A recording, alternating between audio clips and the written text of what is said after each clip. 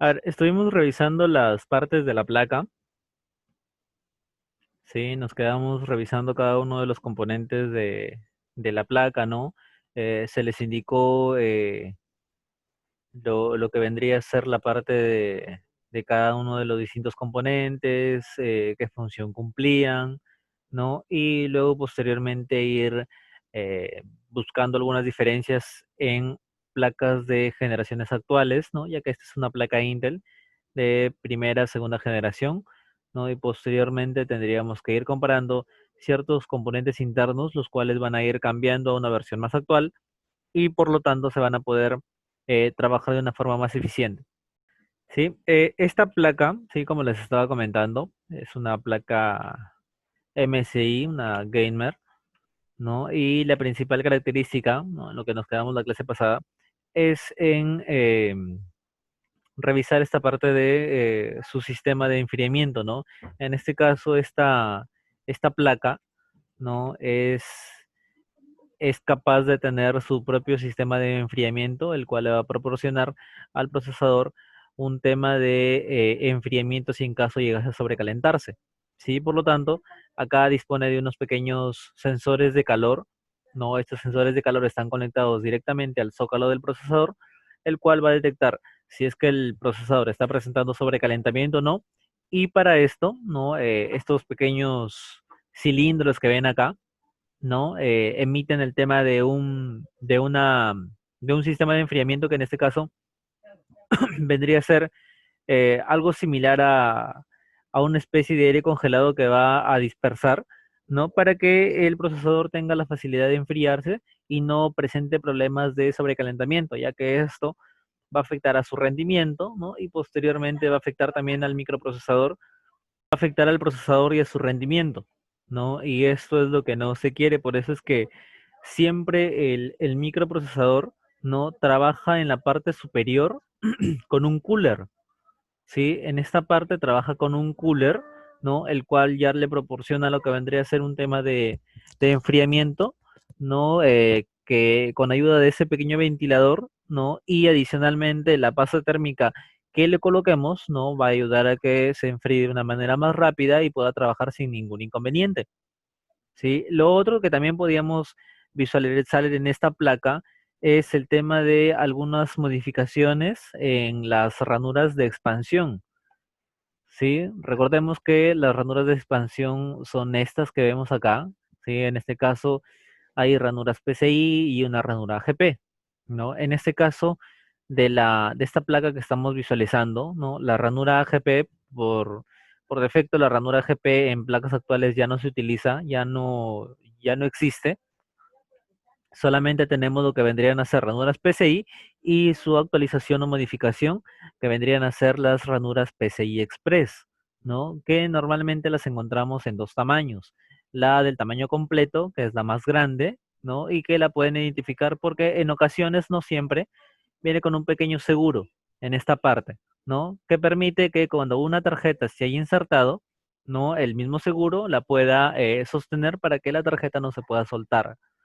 Y adicionalmente también tenemos lo que son los PCI Express pequeños, ¿sí? Ambos son PCI Express, una nueva versión del PCI normal que se venía utilizando en placas antiguas, ¿sí? Ahora, el tema de que un PCI sea más grande que el otro influye mucho en lo que vendría a ser el tema de velocidad de bus de intercambio de datos. ¿Sí? El PCI Express más grande, ¿no? Su velocidad de bus es más amplio que el pequeño, ¿sí? Es por eso que normalmente las tarjetas de video no vienen con este tipo de conector, que el más pequeñito. Siempre trabajan con el conector más grande, que es el PCI Express de tamaño normal, porque al ser tarjetas que tienen incluso un microprocesador incorporado, ¿no? Necesitan sí o sí, ¿no? Poder tener lo que es una una adecuada comunicación entre lo que vendría a ser, en este caso, la tarjeta de video y la mainboard, ¿sí? Ya que el procesador va a realizar la administración de sus dos dispositivos. ¿sí? Es por eso que siempre se trabaja en ese tipo de ranura, la más grande.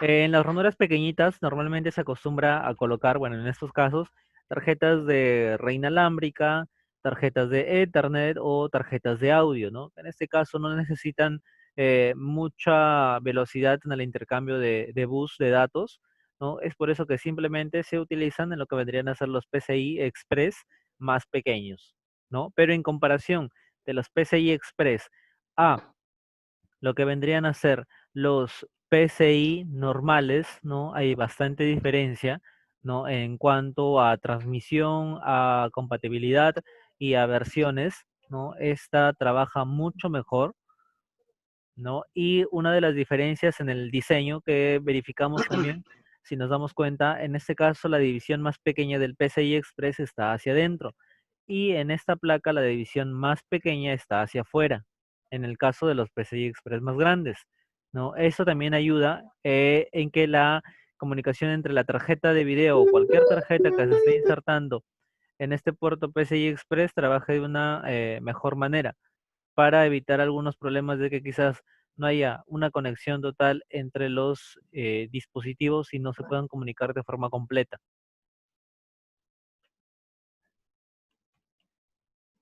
¿Qué otra cosa novedosa encontramos en este tipo de placa?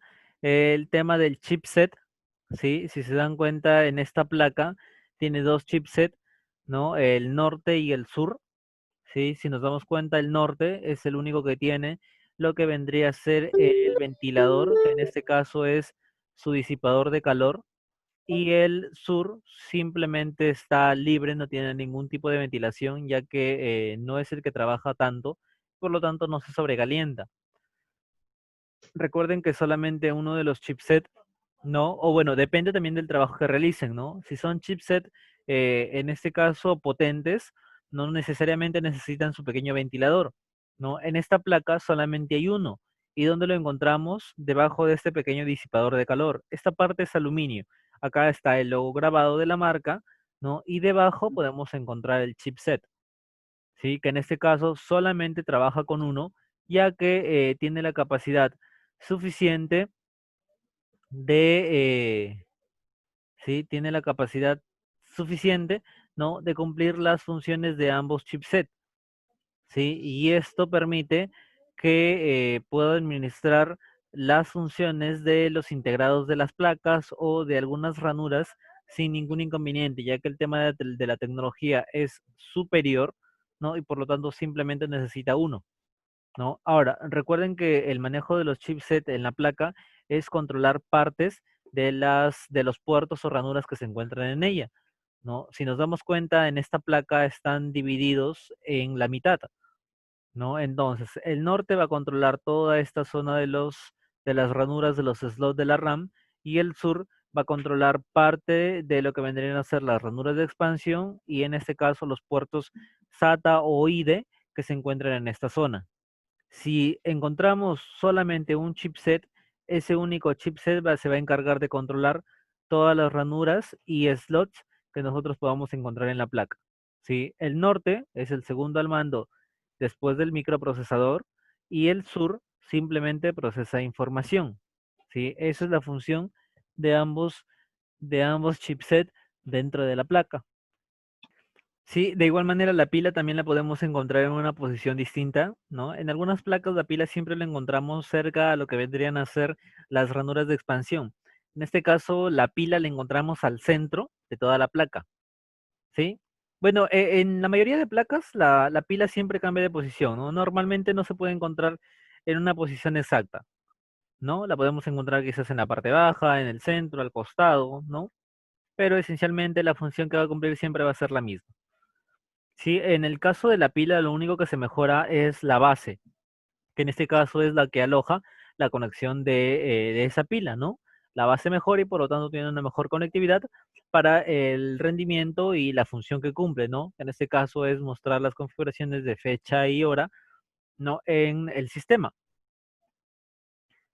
Algo novedoso también que presenta esta placa, ¿no? Que bueno, casi muy pocas tienen, son esos pequeños botones, ¿no? De Power o Reset, si se dan cuenta. Esta placa tiene botones que se pueden pulsar, ¿no? Y cumplen la función de que yo pueda apagar mi computadora, ¿no? O que pueda resetearla desde la misma conexión de la placa. Sí, esa es una de las funciones novedosas ahora. Esto les sirve en caso de que quizás las funciones del panel o esta parte de la conexión de pines falle, ¿sí? Si pasara eso, si pasara eso, ustedes simplemente utilizan lo que vendría a ser estos pequeños botones para que realicen el apagado de su computadora o el reseteo. Sí, claro que para esto el tipo de case que deben adaptarse tiene que ser un case con la tapa transparente, ¿no? Para que ustedes lo puedan visualizar. No trabajan no sería tan fácil trabajarlo, este tipo de opciones y que tienen el case con una tapa cubierta completamente, ¿no? Pero es muy raro que se pueda utilizar esto, ¿no? Simplemente son pequeñas agregaciones que le incorporan, ¿no? Si es que en caso la parte de las conexión del panel, ¿no? Que son los pines que se encuentran en esta parte, ¿no? Fallar y ya no hubiera una forma de cómo encender o apagar la computadora. En la parte de los integrados de la placa, podemos encontrar lo que son más puertos, en este caso puertos USB.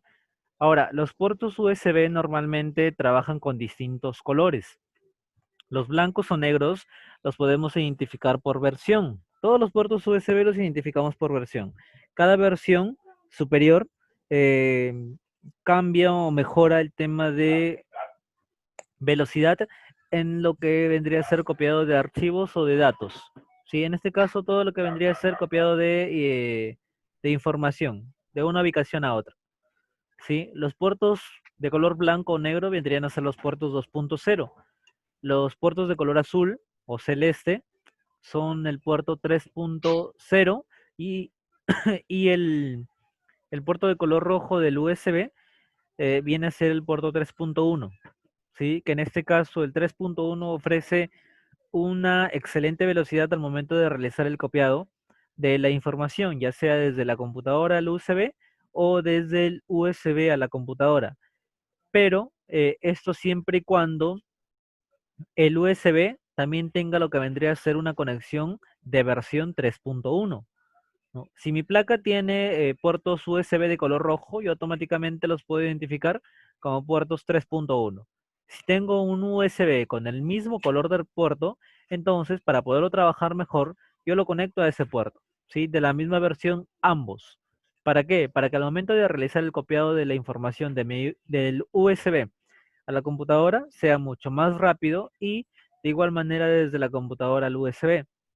Si ustedes realizan el copiado desde otro puerto que no sea el mismo del USB, ¿sí? El tema de velocidad no lo van a poder ver reflejado, ¿sí? Simplemente se va a copiar a una velocidad estándar, ¿no? Por ejemplo, si en su computadora tiene puerto 3.1 o 3.0, que en este caso son los azules, y su USB sigue trabajando con un puerto de color negro, que vendría a ser el 2.0, el tema de la velocidad no lo van a poder ver reflejada. ¿Sí? Se va a seguir copiando quizás en ocasiones lento, dependiendo del tamaño del archivo, ¿no? Y si es un archivo que no es tan pesado, sí se va a copiar a una velocidad normal, ¿no? Pero no van a poder ver reflejada esa velocidad máxima en el caso de los puertos 3.0 o 3.1, ya que no utilizan el mismo puerto para hacer el copiado de archivos, ¿sí? Me refiero al puerto del dispositivo, ya sea memorias USB o discos externos. Lo que también podemos observar en la parte de integrados, ¿no? Adicional lo que tiene acá son tres puertos más de audio, ¿no? Que en este caso se pueden utilizar para lo que son ediciones de audio, ¿no? Realizar quizás acoplaciones, ¿no? Pero esencialmente los tres principales que uno utiliza, quizás para conectar algún parlante o micrófono o audífonos con micrófono, son los tres primeros. ¿Sí? En este caso, nosotros normalmente reconocemos al conector de color verde como la conexión para audífonos, ¿no? Para poder escuchar o para poderlo conectar a un parlante. En este caso, el tema del puerto de color verde cambia a un puerto de color rojo y ofrece una mejor calidad de audio, ¿no? Ya sea que se esté conectando a unos parlantes o que se esté conectando a unos audífonos, ¿sí? La calidad de audio que ofrece es bastante buena, ¿sí? No se escuchan quizás lo que son el tema de acoplaciones o ruidos chillosos, ¿sí? Mejora bastante la calidad en este tipo de conector de color rojo para el puerto de audio. Esta placa que podemos observar es una placa Asus, ¿sí? Es una Asus básica, ¿no? Porque después también tenemos lo que vendrían a ser placas ASUS más completas o nuevas versiones en una mezcla con lo que vendrían a ser la marca de gamer, ¿no? Y por eso también surgen placas muy similares a estas, ¿no? Pero ya de la marca Asus. En este caso es una mezcla entre las placas gamer y la marca MSI. Chicos, entonces, acá, bueno, observamos bueno, de una manera más clara, los puertos PCI Express, ¿no? En este caso, como es una placa de color negra, ¿no? Posiblemente no se pueden apreciar de forma correcta las ranuras de expansión PCI Express, ¿no? Pero en esta, ¿no? Sí lo podemos apreciar mejor, ya que el color también se resalta un poquito más, ¿no? Acá, en este caso, como es una placa Asus básica, ¿no? Que uno fácilmente, o quizás uno pueda tener en su computadora sin darse cuenta, ¿no? Simplemente trae lo que es un solo puerto PCI Express, ¿sí? Una sola ranura PCI Express y acá nuevamente nos fijamos en el tema del seguro, ¿sí? Para poder sujetar de forma correcta la tarjeta y que esta no se vaya a soltar con algún movimiento brusco que se realice en el CPU. Luego tenemos dos ranuras PCI Express, pequeñitas, ¿sí? Acá tenemos la normal y acá tenemos las más pequeñas. ¿Sí? Simplemente tenemos acá tres PCI Express, luego tenemos lo que vendrían a ser los puertos SATA. Esto también cambia, de igual manera acá también tenemos puertos SATA, y esto también cambia de acuerdo a lo que podemos ver en esta placa. ¿Sí? En esta placa simplemente no tiene puerto SATA, fíjense, no tiene ningún puerto SATA. En este caso estas placas no manejaban aún ese tipo de tecnología y simplemente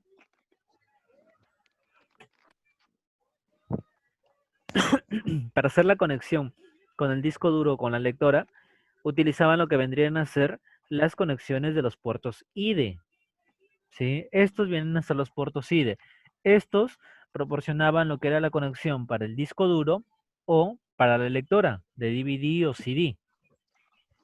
En las placas de generaciones actuales, el puerto IDE desaparece, ya no se puede visualizar más y surge lo que vendrían a ser los puertos SATA, ¿no? Estos puertos SATA son mucho mejores en el tema de conexión entre el disco y la placa, ¿sí? La otra diferencia que podemos observar también es el tamaño del puerto. En este caso, el puerto IDE es mucho más grande y trabaja con lo que vendrían a ser pines. En el caso de los puertos SATA no tiene pines, el puerto es más pequeño, ¿sí? El puerto es más pequeño y por lo tanto, si nos damos cuenta, en vez de pines tiene una pequeña conexión acá, ¿sí? La cual le va a permitir al cable establecer o quedarse fijo sin poder soltarse. De igual manera, en esta placa podemos observar un chipset que se encuentra debajo de este pequeño disipador de calor. Esta parte que ven acá es aluminio. A todo lo que sea aluminio dentro de la placa se le llama disipador de calor. De igual manera, dentro de la placa de la fuente también hay varios disipadores de calor que son partes de aluminio que están encerrando a los transformadores para evitar de que haya un sobrecalentamiento. ¿Sí? En este caso, si levantamos estos dos seguros que tienen las esquinas, ¿no? Vamos a poder retirar esta parte de aluminio y debajo vamos a encontrar al chipset que se encarga de administrar toda la parte de las ranuras de expansión, los slots y los conectores SATA. ¿Sí? Como estas placas ya tienen una mejor tecnología, no es necesario tener dos, simplemente va a trabajar con un solo chipset de una potencia superior. De igual manera, acá también podemos observar lo que vendrían a ser los dos conectores de la fuente de alimentación. ¿Sí? Tenemos el conector de 20 a 24 pines, que vendría a ser este, y el conector de 4 pines. En el caso de esta placa, ¿sí? Si podemos visualizarlo de forma correcta, acá tenemos lo que vendría a ser el conector de 20 a 24 pines y en esta placa no maneja un conector de 4, de 4 pines, ¿sí? Sino, ¿no? Maneja, acá está, un conector de 8, ¿sí? Fíjense, aquí maneja un conector de 8. Ahora, esto está diseñado, ¿por qué? Porque para que esta placa trabaje de forma óptima y al 100%, es necesario que uno trabaje con una fuente real y no con una fuente básica, convencional, que es la que uno normalmente puede obtenerlo cuando compra su CPU. ¿Sí? Las fuentes reales tienen una mejor potencia y por lo tanto pueden energizar de una manera más completa a todo lo que vendría a ser la placa y los componentes internos del CPU. ¿Sí? Ahora, si yo no dispongo de una fuente real, de igual manera puedo trabajar, ¿no? Con mi placa sin ningún problema, pero en este caso las fuentes normales, las convencionales, no tienen un conector de 8 pines, ¿sí? Simplemente tienen uno de 4. ¿Sí? Entonces, ¿qué realizarían en ese caso? Simplemente ven, porque cada cuadradito del puerto tiene una conexión diferente, si se dan cuenta, ¿no? Tiene una forma diferente. Buscan en el conector de 4 de la fuente de alimentación con cuál coincide y ahí lo conectan. No hay ningún problema en que solamente conecten uno de 4 y el resto de 4 lo dejen libre, ¿sí? No hay ningún problema. Si lo conectan, solamente ese único conector de 4 pines, la placa de igual manera se va a energizar y va a poder trabajar, ¿no? Claro que no la van a poder explotar al 100%, ¿no? Pero sí va a trabajar sin ningún inconveniente, ¿sí? No es necesario poder realizar la conexión con un conector único de 8 pines. Pueden conectarlo fácilmente con uno de 4, ¿sí? Pero en esta placa sí observamos, ¿no? El conector de 4 pines y el conector de 20 a 24 pines, ¿sí? Estos dos, como les indiqué, son los dos conectores para poder energizar a la placa y que ésta tenga ya lo que vendría a ser alimentación a corriente, ¿no? Que en este caso lo que recibe la placa a lo mucho vienen a ser 12 voltios. También podemos observar el zócalo del procesador, ¿no? Acá se ve un poco más nítido, ¿no? Por el tema también del color. Y nos damos cuenta de que el zócalo es metálico, a diferencia de lo que vendría a ser el zócalo de esta placa que es de plástico, ¿no? Su seguro de igual manera, fíjense qué forma tiene, ¿no? Y el seguro de este pequeño zócalo. ¿Sí? Ahora, esta base del zócalo tiene lo que vendrían a ser los pines. En la parte central están los microchips, ¿no? Que se encargan de procesar la conexión con el procesador. Y en esta placa, ¿sí? Si observamos, es un zócalo con unos agujeritos, ¿no? Estos agujeritos sirven para que ahí se pueda insertar el procesador con pines, ¿no? Que en este caso pudo haber sido un Pentium, un Dual Core, un Core Duo, ¿no? Que trabajaban con ese tipo de procesadores con pines y necesariamente necesitaban este tipo de zócalos para que se puedan insertar. En cambio, en las placas actuales, los zócalos ya vienen con los pines, pero en este caso son más delgados, más finos, y el procesador ya es un procesador plano, sin pines para poder hacer conexión a algún zócalo. Ahora, cuando ustedes realicen la conexión del procesador en el zócalo, tienen que realizarlo de forma correcta, sin topar alguno de estos pines del zócalo. ¿Sí? Ya que como son bastante delgados, ¿no? Posiblemente se doblan alguno y ahí hay un problema ya que quizás ustedes por tratar de solucionar ese inconveniente de que lo toparon y se dobló el pin, lo quieran enderezar nuevamente, ¿no? En ocasiones funciona poder enderezarlo con una pequeña aguja, pero tiene que ser bien fina y sin hacer contacto con la aguja entre un pin y otro. ¿Sí? Si hacen el contacto de un pin con otro, con lo que estén utilizando Para poder enderezarlo, van a cruzar toda esta parte del zócalo. ¿Sí? Al cruzarse prácticamente ahí está inhabilitado y por más que lo coloquen, el procesador no lo va a reconocer. La placa ya queda inoperativa y tendrían que reemplazarla por otra. ¿Sí? Lo otro es que en muchas ocasiones cuando uno trata de enderezarlo, como estos pines son bastante delgados, se les hace en ocasiones esfuerzo para tratar de colocarlo como estaba antes y estos se quiebran. ¿Sí? Al quebrarse el pin prácticamente ya no va a tener la conexión con el procesador. ¿Sí? Y ahí la placa de igual manera la tienen inoperativa y tienen que realizar el cambio. ¿Sí? Por eso es el tema de que cuando ustedes colocan el procesador tengan bastante cuidado, ¿no? Ya se les va a explicar en un momento cuando trabajemos con con los emuladores la conexión con el procesador, ¿sí? Ya que es bastante sencillo siempre y cuando eh, verifiquemos qué es lo que nos proporciona el procesador y el zócalo para podernos guiar de la forma correcta de cómo conectarlo, para no cometer errores y que quizás podamos doblar algún pin del zócalo y que posteriormente dejemos inhabilitada nuestra placa madre. Otra cosa que también podemos visualizar en esta pequeña placa, ¿sí? Es que la pila, si nos damos cuenta, la tenemos en la parte central, ¿no? Bueno, casi es el centro, bastante cerca de lo que vendría a ser el zócalo, ¿sí? Ahí lo tenemos la pila.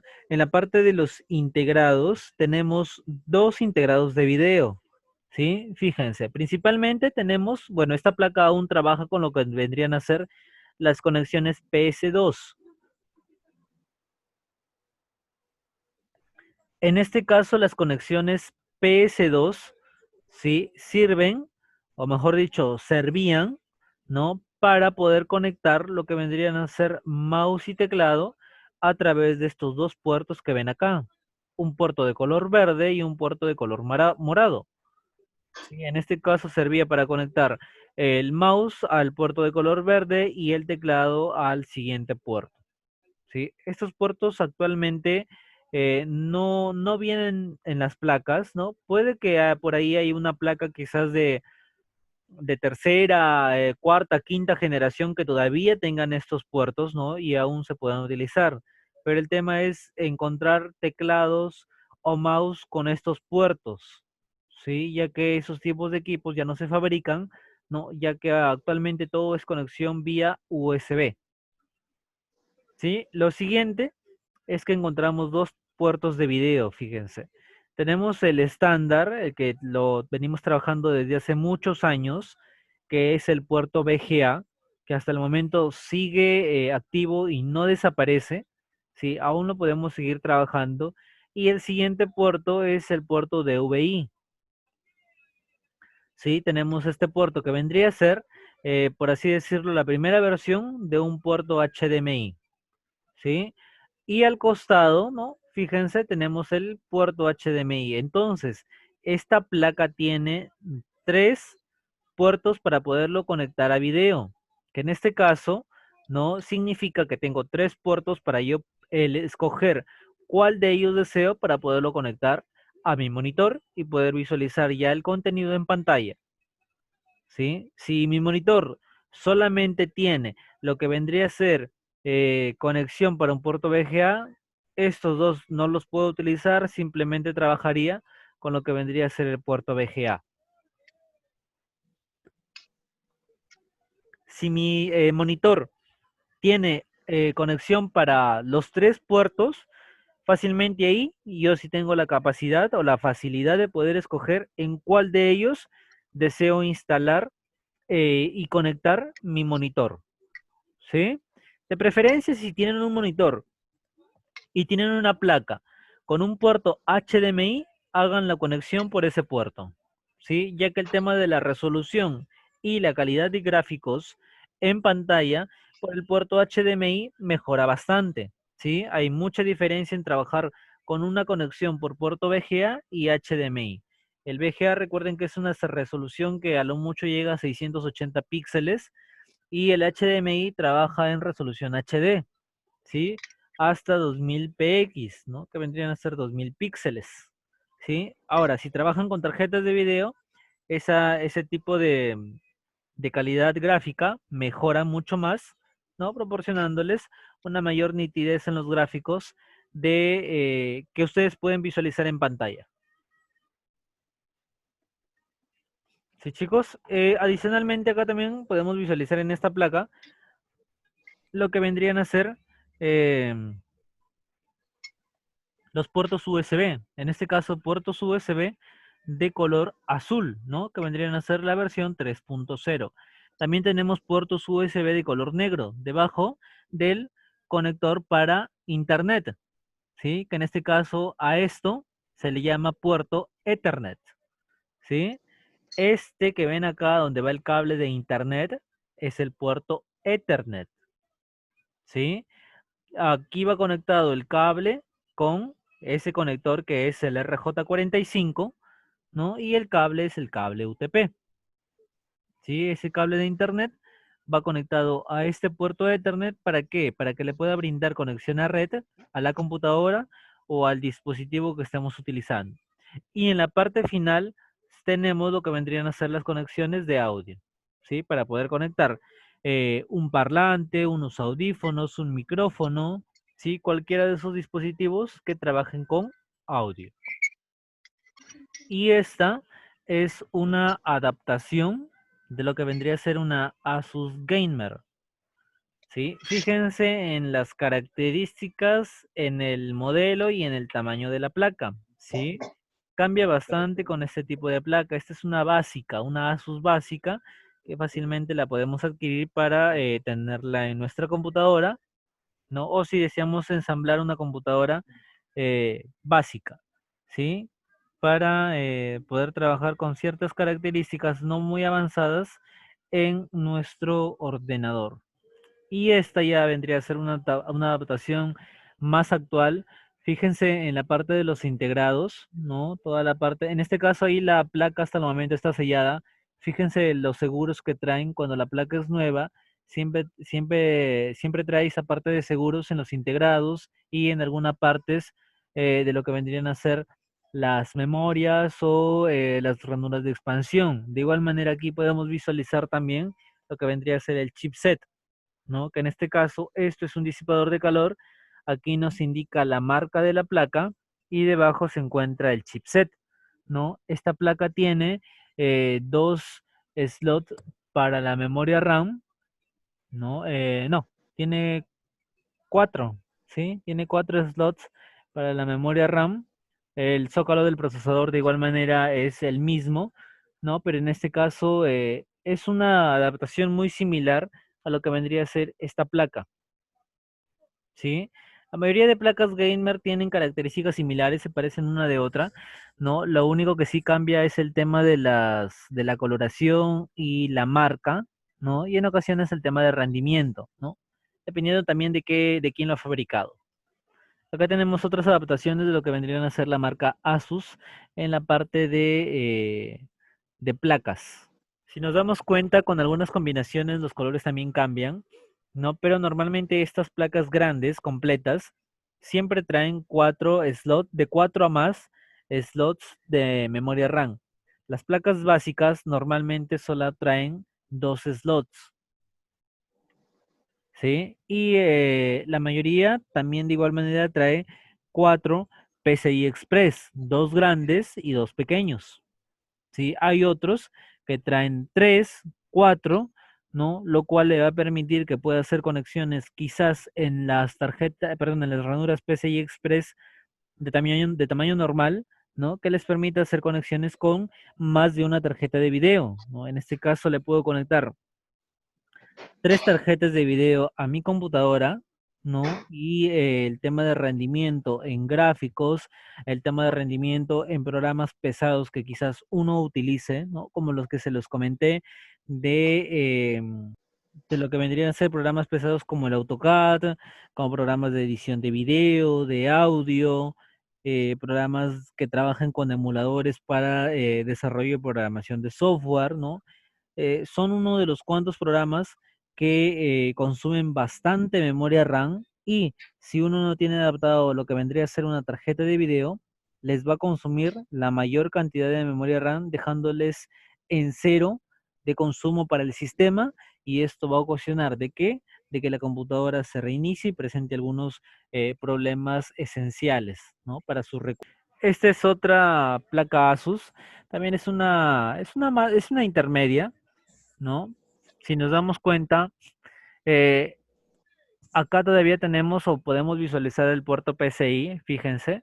Esa es una placa intermedia, pero de generación 3, ¿sí? 3 4, ¿no? Porque aún sigue trabajando con el puerto PCI, perdón, con el puerto PCI nada más, ¿sí? Ya se están incorporando aquí los PCI Express, ¿no? Pero en las placas actuales la marca Asus solamente trabaja con puertos PCI Express, ¿sí? Ya no encuentran, bueno, en el tema de esta generación, placas con ranuras PCI, ¿sí? La mayoría, por no decir todas, trabajan con el puerto PCI Express.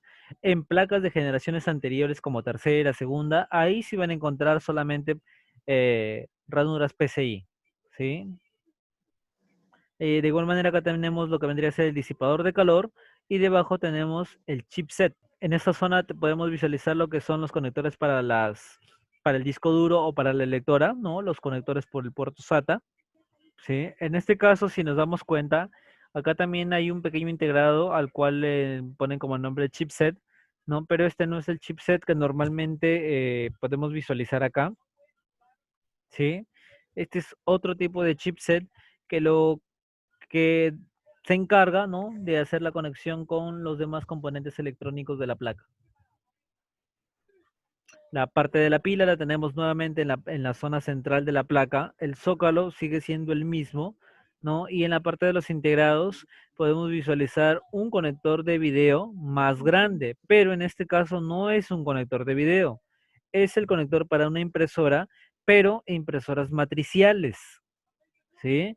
En este caso, las impresoras matriciales son esas impresoras grandes que ustedes pueden ver. Quizás si han ido a un lugar donde sacan copias o quizás a un centro de estudio, ¿no? Han podido visualizar de que tienen o se adaptan fácilmente de una impresora que es más o menos grande, ¿no? Y ahí es donde ustedes pueden cambiar, ¿no? Eh, la configuración o el tema de la conexión, ¿no? Estas impresoras matriciales tienen el tema de conexión por su integrado propio o por un puerto USB, ¿sí? En este caso, acá trae este integrado porque sirve para conectar con una de esas impresoras matriciales, ¿sí? Ya sea una impresora de esas grandes que utilizan para fotocopiar o una impresora matricial pequeña de las que se utilizan por la marca de Epson, ¿sí? Que son para realizar impresión de guías, facturas, ¿no? La cual son un poco más eficientes y trabajan mejor, ¿no? A través de esta conexión del puerto. Pero este puerto tampoco eh, actualmente está saliendo con las placas de última generación, ¿no? Este puerto ya no se utiliza, ¿no? Porque automáticamente todos los dispositivos que nosotros vayamos a conectar a nuestra computadora, automáticamente el proceso de conexión es a través del puerto USB, ¿sí? Ya que se ha convertido en un estándar general para lo que vendría a ser intercambio o copiado de archivos desde la unidad hasta nuestra computadora. Y acá tenemos lo que vendría a ser una placa Gigabyte.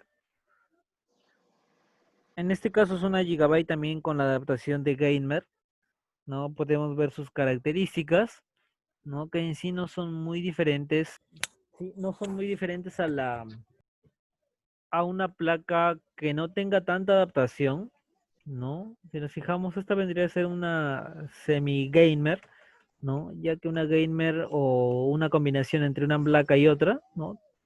Más o menos tiene lo que vendría a ser un poquito más de características. Pero si podemos visualizar, ¿no? Esta placa tiene 4 slots de memoria RAM, ¿sí? 4 slots. El zócalo, los disipadores, ¿no? Fíjense, tiene 2 disipadores, ¿no? Y la parte de lo que vendrían a ser los PCI Express. Y adicionalmente también tenemos lo que vendría a ser ¿no? Fíjense, el chipset debajo del logo de la marca, ¿sí? Fíjense, debajo de este pequeño cuadradito de aluminio con el ojo de la marca Gamer, ¿no? Podemos encontrar el chipset, ¿no? Que cumple la misma función que las otras placas con las cuales solamente se trabaja con un solo chipset, ¿no? Y no con dos como en esta placa, ya que, se lo vuelvo a repetir, el tema de la evolución de los componentes electrónicos para computadoras ha ido aumentando, ¿sí? Adicionalmente, ¿qué más podemos encontrar? Las ranuras PCI Express, la parte de la pila ya la podemos encontrar en una zona más baja, ¿sí? Y no hay mucha diferencia con el tema de los conectores o el tema de las partes internas, ¿sí? Por eso les mostré lo que vendría a ser la placa Intel, ¿sí? Porque es una de las placas que conlleva más componentes internos que son necesarios que ustedes lo sepan, ¿no? Porque no siempre les va a tocar realizar el mantenimiento o reparar alguna computadora moderna, ¿sí? Siempre posiblemente por ahí van a encontrar una computadora con bastantes recursos malos, recursos limitados, ¿sí? Que a las justas muestra pantalla y se puede abrir uno que otro documento, ¿no? Y esta es una Gigabyte básica, ¿sí? Esta es una semi-adaptación y esta es una básica. Aquí podemos encontrar de igual manera 4 slots para memoria RAM, ¿no? El conector de 20 o 24 pines, ¿sí? En este caso, fíjense, no hay uno de 4, hay uno de 8, ¿no? Que también es para la fuente de alimentación.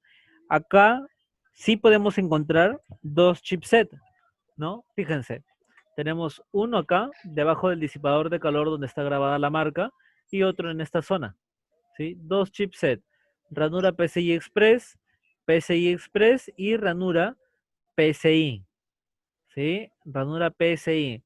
Eh, Traten o vayan tratando de ir reconociendo, ¿no? Los componentes, en algunos casos se están repitiendo, fíjense, y es necesario que ustedes sepan identificar cuál es un PCI, cuál es un PCI Express, ¿sí? Por eso les indiqué en la primera clase que la primera manera de que ustedes lo puedan identificar es por la forma, ¿sí? Fíjense, en el PCI Express es más delgado, las separaciones son más finas, ¿no? Y por lo tanto puede identificarse sin ningún inconveniente. ¿Qué más podemos encontrar en esta placa? Los conectores de video. Fíjense, acá de igual manera también tenemos tres conectores de video, ¿no? El conector VGA, el conector HDMI y el conector DVI, ¿sí? Tres conectores de video. Acá encontramos, a diferencia de esta placa, ¿sí? De esta Asus básica, fíjense, tenemos conectores PS2 por separado, ¿sí? Verde y morado. En este caso, tenemos uno solo, ¿no? La cual presenta los dos colores. En este caso es el puerto, también es un puerto PS2, pero este es híbrido, ¿sí? O sea que puede realizar la conexión tanto de un mouse con la conexión PS2 o con un teclado con la conexión de igual manera PS2. ¿Sí? Puertos USB de color negro 2.0 y puertos USB de color celeste, que en este caso son los puertos de la versión 3.0. A ver, en la placa madre, ¿no? Es la que, por así decirlo, es la base de conexión de todos los dispositivos, ¿sí? A la placa madre se conecta todo. El disco, la lectora, las tarjetas, el procesador, las memorias, la pila, ¿sí? Los cables del panel, ¿no? Todo automáticamente se conecta a la placa, ¿sí? El disco duro solo, por sí solo, no puede trabajar, ¿no? De igual manera la memoria RAM. Todo necesita una base para poder conectarse y que todos puedan interactuar y se comporten como un solo elemento. ¿Sí, chicos? Entonces, la placa madre es la que se encarga de realizar la comunicación entre todos esos dispositivos, ¿sí? Y que puedan trabajar como uno solo sin ningún inconveniente, ¿sí? Eso es lo que realiza la placa madre, ¿no? La mainboard. El tema del microprocesador, ¿sí?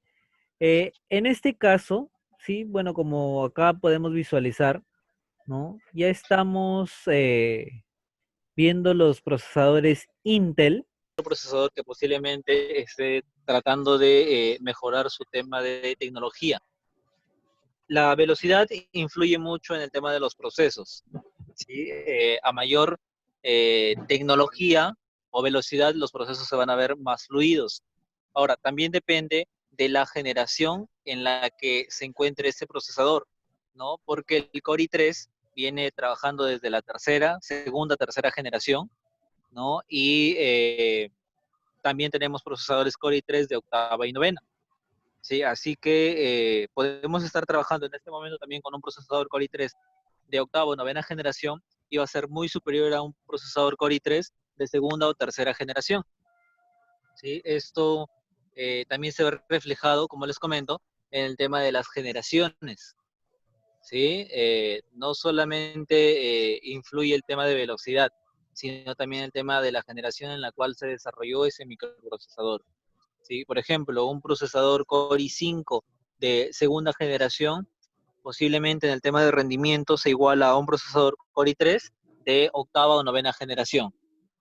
¿Sí? Influye mucho la generación, la velocidad y adicionalmente los núcleos. En este caso, los núcleos son a ustedes los que les permite poder tener una mejor ligereza en el sistema operativo en la computadora. De forma predeterminada, solamente se utiliza un solo núcleo en la computadora, ¿sí? El resto de núcleos vienen desactivados. Si ustedes están trabajando con un Core i4, perdón, con un Core i3, un Core i5, 7 o 9, ¿sí? Van a poder activar los núcleos de acuerdo al tema de la generación y al procesador con el cual cuentan. Por defecto viene un núcleo activo. Este núcleo se encarga de administrar todas las tareas del procesador, ¿sí? Instalaciones, ejecución de programas, trabajos internos del sistema, ¿sí? Pero solamente un solo núcleo es el que realiza todo este trabajo. Ahora, si nosotros queremos activar el resto de núcleos, lo podemos hacer, ¿no? ¿Con qué finalidad? De que el trabajo que realiza un solo núcleo en el procesador se encuentre dividido entre todos los núcleos del procesador, ¿sí? Que todos trabajen de forma igual. Y esto va a facilitar a que la computadora quizás no se haga lenta, que en ocasiones no se quede colgada, ¿sí? Tampoco la visualización de la mejora no es tan amplia, ¿no? Pero sí ayuda bastante tener el núcleo, la mayor cantidad de núcleos de subprocesador activos para que el tema del rendimiento mejore, ¿sí? Siempre y cuando los necesiten. Si ustedes están trabajando con su computadora y con programas básicos y esenciales únicamente, no es necesario realizar la activación de esos núcleos. ¿Sí? Pueden seguir trabajando con uno sin problema.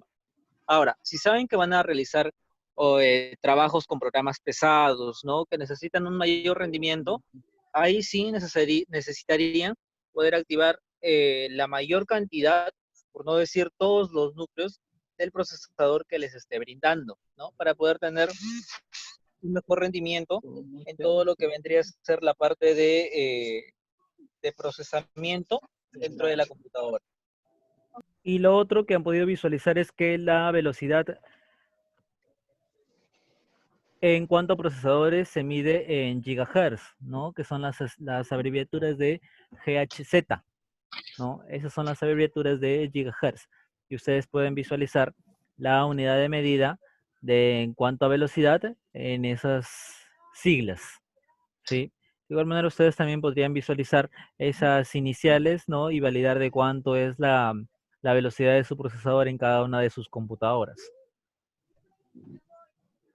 ¿no? Adicionalmente, al microprocesador o sobre el microprocesador se le incorpora un pequeño ventilador, ¿sí? Que en sí, en unión, tanto la parte de aluminio, que es el disipador, y el ventilador, forman el cooler. El cooler es lo que ayuda a, al procesador a que se pueda enfriar de una manera más rápida. ¿Sí? Esto va a facilitar bastante el tema de los trabajos, del rendimiento y por lo tanto va a mejorar la capacidad de que el procesador pueda enfriarse de una manera más rápida. ¿Sí? El disipador de calor es aluminio. Al recibir ventilación va a proporcionar una mayor capacidad de enfriamiento al procesador. En conjunto con una pequeña porción de pasta térmica que se le coloca encima al procesador para poder mantener el tema del enfriamiento de una manera más correcta y que no haya sobrecalentamientos y afecten el rendimiento tanto del sistema como del integrado del procesador. Siguiente que podemos visualizar en esta parte son las memorias RAM, ¿sí? Pero, a ver, antes de empezar a trabajar ya o seguir revisando el resto de la información, vamos a abrir